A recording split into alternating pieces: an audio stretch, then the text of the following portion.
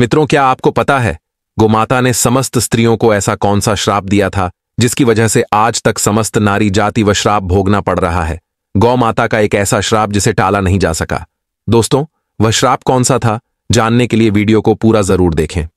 नमस्कार दोस्तों, स्वागत है आपका हमारे वीडियो में। आगे बढ़ते हैं और जानते हैं कि गौ माता ने समस्त स्त्रियों को ऐसा कौन सा श्राप दिया था।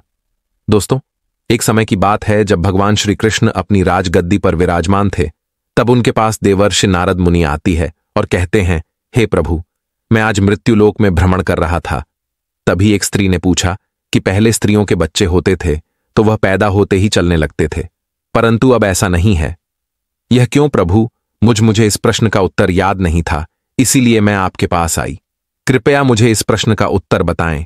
श्री कृष्ण कहते हैं, हे देवर्षि, तुम्हारा यह प्रश्न समस्त स्त्री जाति के लिए अत्यंत महत्वपूर्ण है। अगर तुम इस प्रश्न के उत्तर को जानना चाहते हो तो ठीक है, मैं तुम्हें एक कथा सुनाता हूं।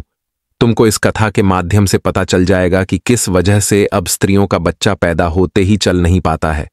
तब देवर्षि नारद कहती हैं कि प्रभु, मैं इस कथा को पूरा सुनूंगी।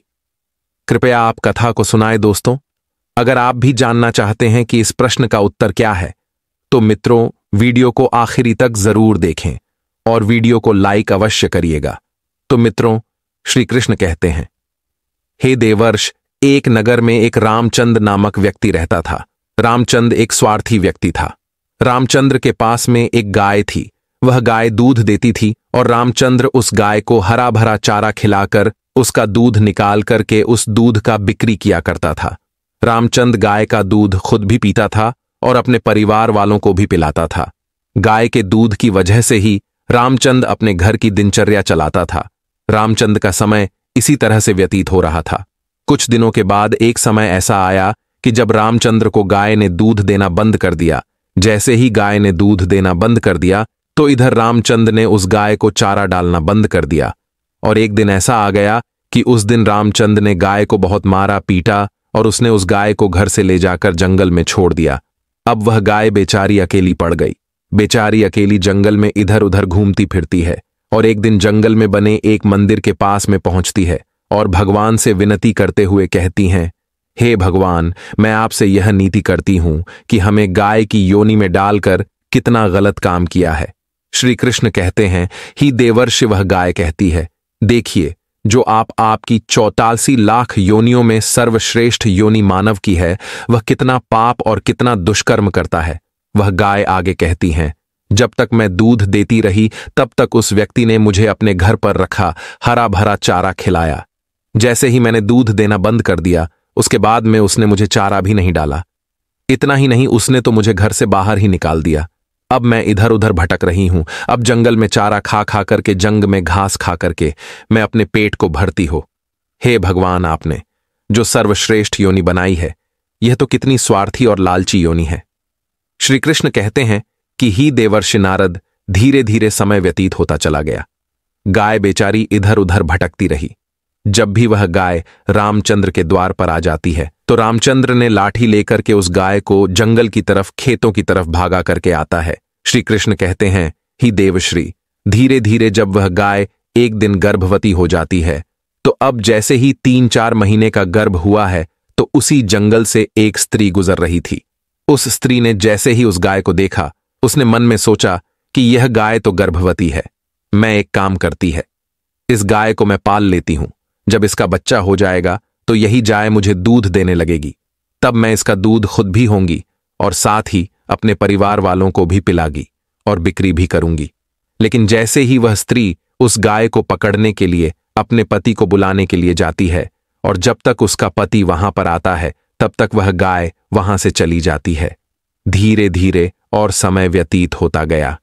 श्री कृष्ण कहते हैं, हे देवर्षि, जब उस गाय के प्रसव का समय नजदीक आ गया तब वह एकांत जंगल में सुरक्षित जगह पर जाकर के उस गाय ने एक बछड़े को जन्म दिया। श्री कृष्ण कहते हैं कि ही देवर्षि, प्रसव के कुछ समय बाद वहीं स्त्री उसी जंगल में घास काटने के लिए गई हुई थी। जैसे ही उसने दूर से देखा कि एक गाय ने अपना बच्चा जन्म दिया हुआ है, तब वह स्त्री उसके पास गई और उसने ध्यान से उस गाय को देखा तो बोली कि अरे, ये तो वही गाय है। इस गाय ने तो बछड़ा दे ही दिया। चलो, अच्छा हुआ। वह स्त्री सोचती है, अब मैं इस गाय को पकड़कर अपने घर पर अवश्य ले जाऊंगी। जैसे ही वह स्त्री उस गाय के पास से अपने पति को बुलाने के लिए जाने लगती है, तभी गाय ने उसी समय उस स्त्री से कहती है, बहन, आज तुम हमारे ऊपर एक परोपकार कर दो। यह मेनर जो बच्चा है, यह पीछे पड़ा हुआ है। इसे उठाकर कि तुम मेरी गर्दन के ऊपर रख दो। मैं अपने बच्चे को लेकर कि किसी सुरक्षित जगह पर चली जाऊंगी, क्योंकि यह मेरा बच्चा 8 महीने बाद चलने लायक हो पाएगा। 8 महीने बाद अपने पैरों पर चलेगा।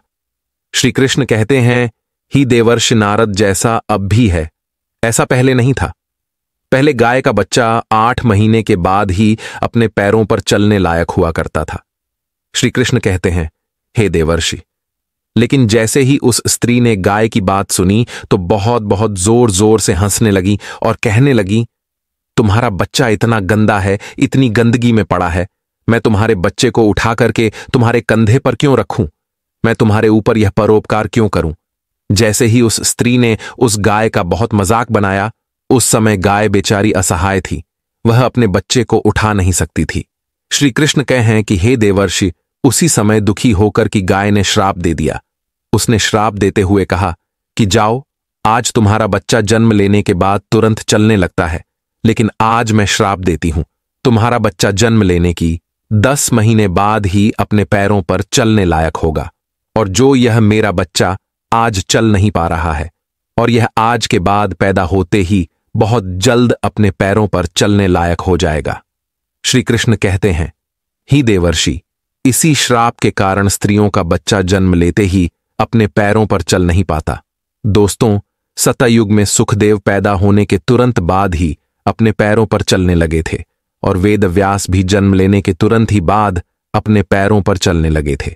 यह बात तो सतयुग की थी, लेकिन कलयुग में ऐसा नहीं है। कलयुग में बच्चे को अपने पैरों पर चलने के लिए कम से कम न से 10 महीने लग जाते। इसका कारण यही है क्योंकि गाय ने समस्त स्त्री जाति को श्राप दे दिया था।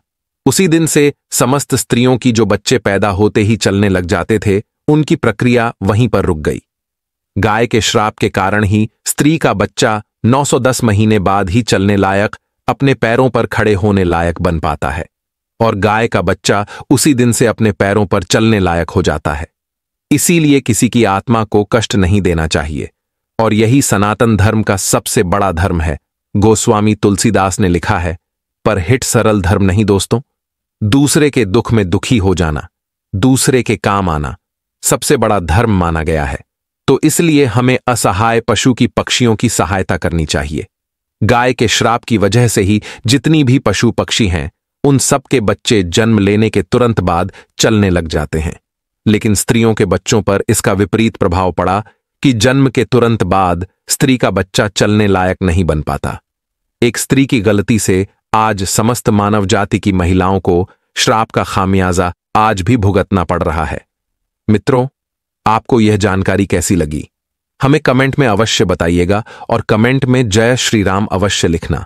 साथ ही अगर आप हमारा चैनल पूर्ण ज्ञान 2.0 पर नए हैं तो चैनल को सब्सक्राइब अवश्य कर लेना हो सके तो इस वीडियो को ज्यादा से ज्यादा लोगों तक शेयर अवश्य करें। वीडियो देखने के लिए आपको दिल से बहुत बहुत धन्यवाद।